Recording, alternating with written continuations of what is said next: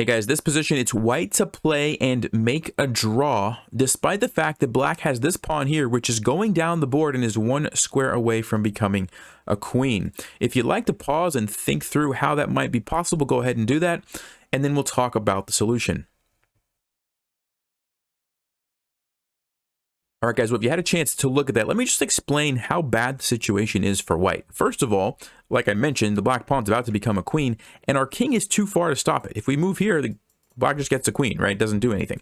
Also, our knights are not in the greatest position to stop the pawn either, and black's king is kind of in a good position to sort of shield and keep the knights away.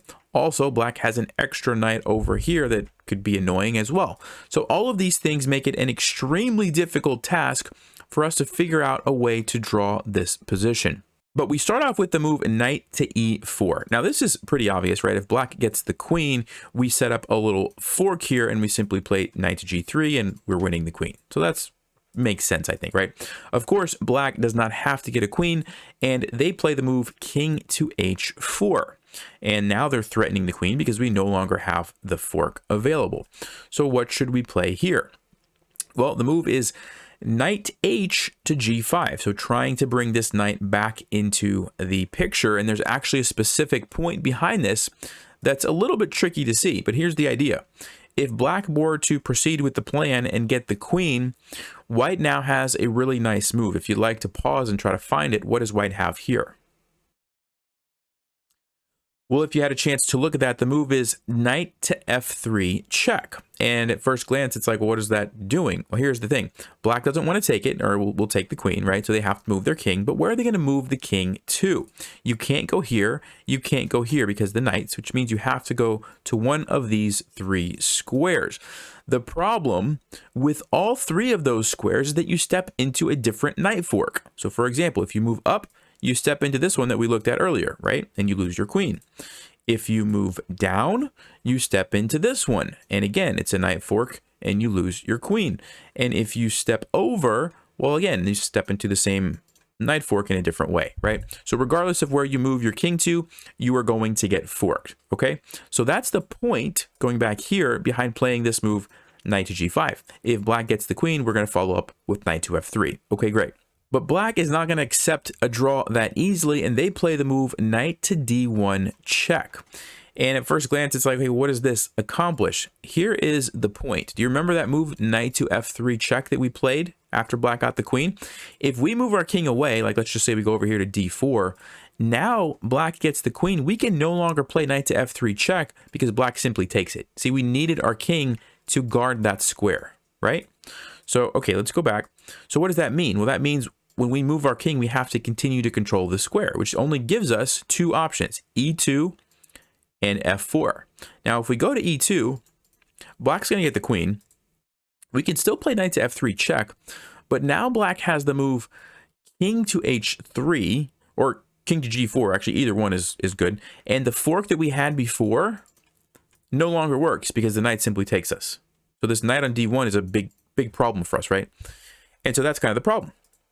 So because of that, we have to go, after the knight check, we have to go to f4 with our king.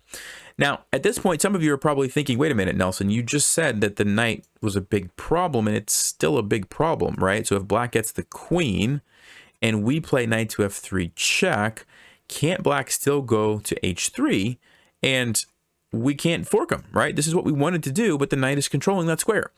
And you would be correct. We cannot do that. So the question that I have for you, this is a good moment to pause. What should we play instead?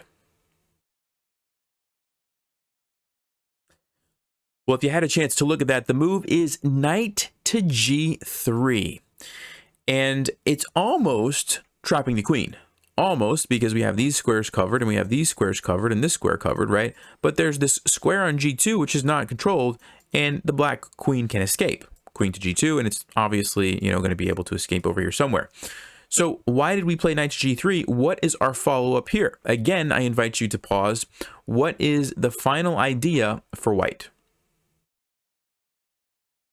Well, if you had a chance to look at that, this is beautiful, guys. The move is knight to g5 check.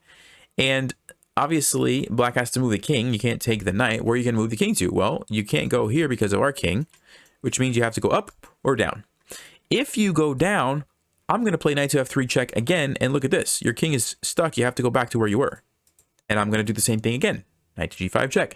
And if you go up here, guess what? I'm going to go knight to f3 check. And again, your king is stuck. You have to go back. Do you guys see what's happening? We are forcing black to go back and forth until ultimately we get a threefold repetition, which ends in a draw, and black can't do anything about it other than sacrifice their queen, which is also a draw.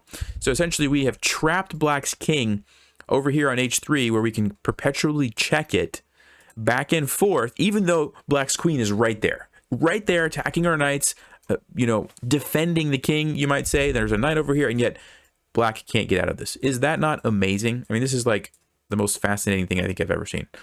So that's how you get a draw with two knights against a passed pawn like that. Just set up a little perpetual check trap. Easy, right? Now, I hope you guys enjoyed that, and I'll see you in the next one right over here. Stay sharp, play smart, and take care.